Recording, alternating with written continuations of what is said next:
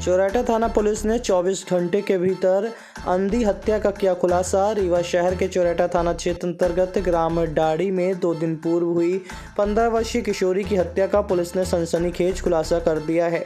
वारदात को अंजाम देने वाले किशोरी के दोस्त को पुलिस ने गिरफ्तार कर लिया है, जिसकी निशानदेही पर पुलिस ने नदी में फेंकी गई कुल्हाड़ी को भी बरामद कर लिया है। इस पूरे घटनाक्रम के संबंध में चोरैठा थाना प्रभारी आशीष मिश्रा ने जानकारी देते हुए बताया कि बीते 29 जनवरी की सुबह तकरीबन 6:30 बजे थाना क्षेत्र अंतर्गत ग्राम डाड़ी निवासी सनातन प्रसाद मिश्रा की 15 वर्षीय पुत्री की लाश घर से कुछ ही दूर रक्त रंजित अवस्था में मिली थी। पुलिस ने पीएम कराकर हत्या का मामला दर्ज कर आरोपी की तलाश शुरू कर दी। बताया गया कि पुलिस ने मिले साक्ष्य के आधार पर संदेही शुभम यादव पिता रमेश यादव उम्र 18 वर्ष निवासी ग्राम देवमऊ दलदल थाना रामपुर बघेलान को गिरफ्तार किया गया है, जिसने पूछताछ के दौरान किशोरी की हत्या करना कबूल किया। आरोपी ने पुलिस को दिए गए बयान में बताया कि उसकी और मृतका की तकरीबन 2.5 वर्ष से दोस्ती थी। इसी बीच मृतका का किसी और के संपर्क में आ गई, जिसका पता शुभम को चल गया। घटना दिवस को शुभम ने मृतका को फ़ोन करके मिलने के लिए बुलाया था और जैसे ही वह घर से कुछ ही दूर पहुंची, तभी आरोपी ने कुल्हाड़ी से उसके ऊपर प्राणघातक हमला कर दिया, जिससे उसकी मौत हो गई थी। बताया गया है कि शुभम और मृतका का गांव के पास में ही बीच में एक नदी है, जहां से दोनों के आने जाने का रास्ता है और यहीं दोनों की पहचान हुई थी। पुलिस ने फिलहाल आरोपी को गिरफ्तार कर न्यायालय के समक्ष पेश कर उसे जेल भेज दिया है।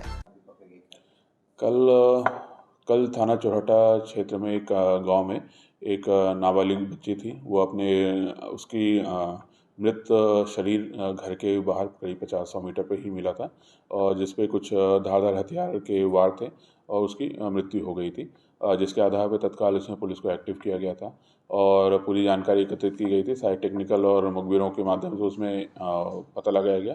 तो जो बच्ची थी उसका एक अन्य नाबालिग लड़के से बातचीत थी।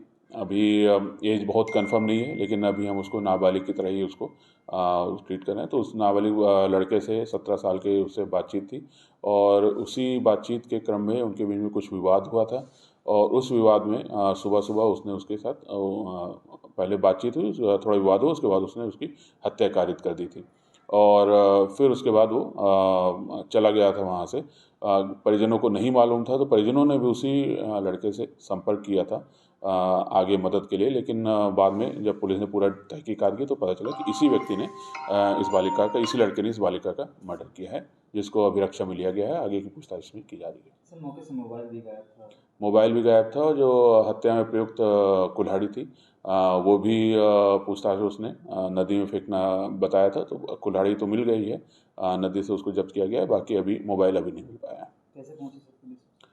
कुछ मुखबिरों की जानकारी मिली थी और कुछ तकनीकी साक्ष्यों के आधार पर मैं पहुंचा।